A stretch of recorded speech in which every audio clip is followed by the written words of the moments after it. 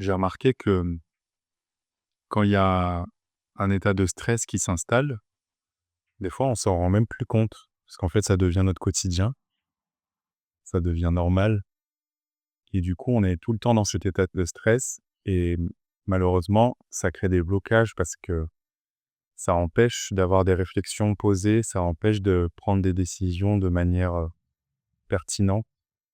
Parce que du coup on prend des décisions qui sont dans le stress, qui sont dans la peur ou voilà dans quelque chose de tendu et on ça nous couvre en fait, notre vision des choses, c'est biaisé et c'est un peu traître parce qu'on s'en rend pas compte qu'on est dans cet état constamment.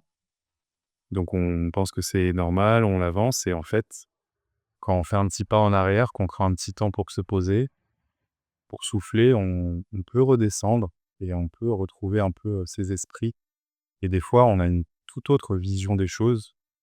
Il y a souvent une porte qui s'ouvre, une solution qui apparaît à laquelle on n'avait pas pensé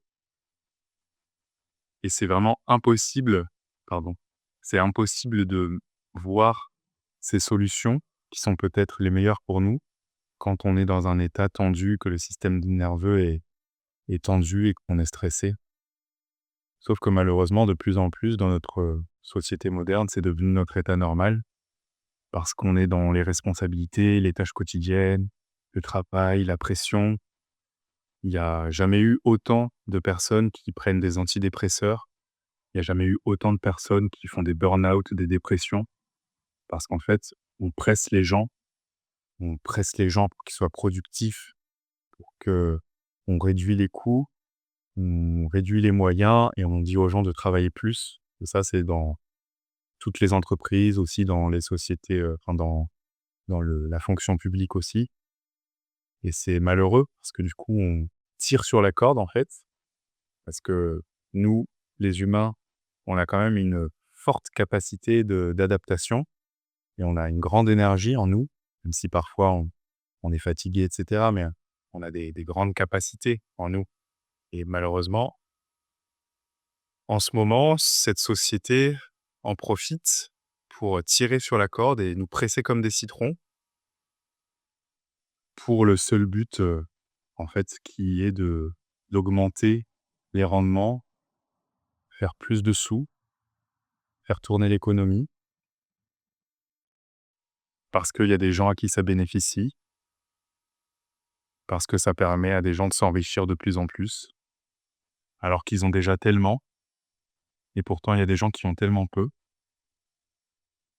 Mais voilà, c'est un modèle dans lequel on est, où, l'argent est roi, où c'est un symbole, moi je suis pas du tout anti-argent, anti-richesse et cetera. Je suis vraiment pour que chacun, soit dans l'abondance, dans la prospérité, qu'on soit toutes et tous bien et qu'on puisse faire ce qu'on veut.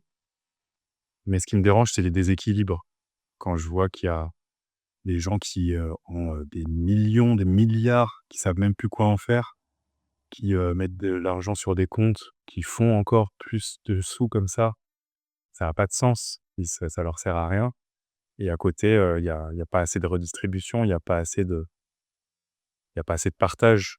Moi, je rêve d'un monde solidaire, d'un monde où on est ensemble, où on est une communauté humaine, fraternelle vraiment, où on va s'entraider, où chacun va pouvoir être libre de penser, d'agir dans le respect, de certaines, voilà, de certaines limites par rapport à l'autre, mais où il y a quand même une forme de liberté, une forme d'entraide. Aussi accepter qu'on est tous différents, accepter que, le voisin pense pas comme nous et de se dire: «Bon, bah, c'est pas grave». Ça n'empêche pas d'avoir des discussions, d'avoir des débats et cetera, mais à un moment, on a des opinions différentes, on a des points de vue différents et ben, c'est pas grave, on peut quand même vivre ensemble parce qu'après tout, on est quand même humains. On a tous besoin des mêmes choses, d'être en sécurité, de se sentir en sécurité, de passer du temps avec nos proches, d'être aimé, d'être reconnu, d'avoir une forme de libre arbitre. Tout le monde veut la même chose, en fait. C'est dommage du coup de se diviser sur ces questions-là. Mais voilà, on est aussi comme à chacun à notre échelle individuelle, on apprend au fur et à mesure de notre vie On découvre des choses par notre expérience, on fait des erreurs, on apprend de nos erreurs. Parfois, ça prend du temps. Parfois, on ne tire jamais la leçon, malheureusement aussi, ça arrive. Mais comme à l'échelle de l'individu, on est dans une, évolution, un développement, à l'échelle du groupe, à l'échelle, de la communauté, on est aussi dans ce développement et dans cet apprentissage. Donc voilà, il y a des hauts, des bas dans nos vies personnelles, mais aussi dans notre vie, de groupe, de communauté. Et il y a des crises aussi, comme là, on peut le voir et le ressentir. Des graves crises, là, qui vont toucher, l'écologie, le climat. Je veux pas rajouter à votre éco-anxiété potentielle, c'est déjà assez anxiogène comme ça. Mais là où il y a peut-être une petite touche d'espoir que je pourrais partager, c'est que j'avais lu dans un livre une fois, un livre sur les habitudes, un livre de développement personnel, que les crises étaient une formidable opportunité de changer et de se transformer. Parce que quand quelque chose ne va vraiment plus, quand on peut plus avancer d'une certaine manière, là, il y a une remise en question qui se fait parce qu'on est dos au mur. Et du coup, en fait, les crises sont les plus belles opportunités pour avancer et pour changer en profondeur. Et en tant qu'humain et en tant que société, c'est aussi comme ça qu'on fonctionne.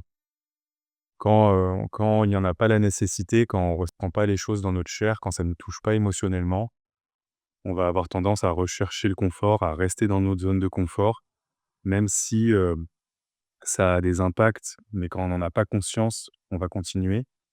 Et c'est au moment où, ben, ça va devenir invivable, où, vraiment on va être au fond du trou, où, que là, on va chercher une manière de faire différente.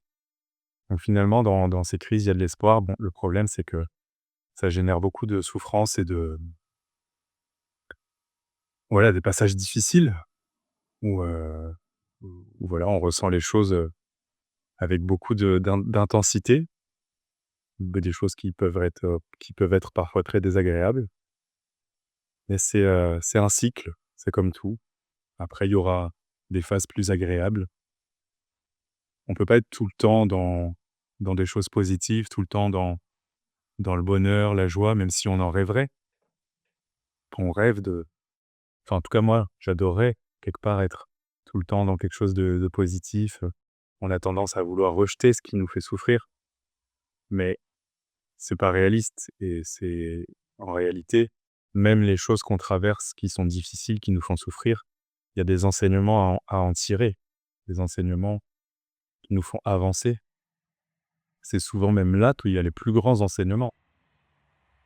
Moi, je sais que personnellement, c'est quand j'ai été, vraiment, dans des situations avec des gens où j'étais pas du tout, dans un environnement sain, avec, des relations toxiques, que j'étais perdu, que je trouvais pas de boulot. C'est là où en fait, j'ai fait mes valises, je suis parti, j'ai complètement changé d'environnement, je suis revenu vers ma famille. J'ai commencé à prendre soin de moi, je suis allé voir le médecin, j'ai trouvé des solutions petit à petit et maintenant, une dizaine d'années plus tard, j'ai complètement changé. Je me sens tellement mieux, tellement plus ancré, tellement plus serein, tellement plus heureux, épanoui. J'ai trouvé l'amour, j'ai trouvé ma voie et en fait, c'est parti d'un point où j'étais vraiment au plus bas, quoi. Voilà, c'est un peu comme le yin et le yang, le symbole. Il y a l'ombre, il y a la lumière et dans l'ombre, il y a toujours une part de lumière et dans la lumière, il y a toujours une part d'ombre. C'est un tout, c'est la dualité de l'univers.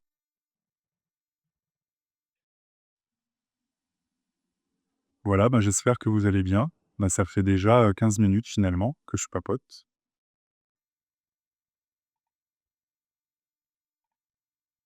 N'hésitez pas à me dire, en commentaire si vous avez des choses à partager, c'est avec plaisir et puis du coup, si vous avez envie qu'on vous accompagne dans votre parcours, dans votre cheminement personnel, avec Loïc, on a un programme d'accompagnement qui s'appelle Rivière d'harmonie. On envoie un message par jour que vous pouvez lire par mail et qui vous donne une petite, activité que vous pouvez faire en 3 à 5 minutes, très simple, pour prendre soin de votre bien-être émotionnel, pour prendre soin de vous, prendre du temps pour vous, mais de manière très simple et très, courte pour que ça s'intègre dans votre vie. Le lien est dans la bio ou, dans la description de la vidéo, ça s'appelle Rivière d'harmonie. Et si vous voulez, me retrouver, les lives, c'est à 13 heures pour parler bien-être, développement personnel, spiritualité, sur la plateforme sur laquelle vous me regardez. Voilà, je vous embrasse bien fort. Je vous souhaite une très belle journée et je vous dis à demain.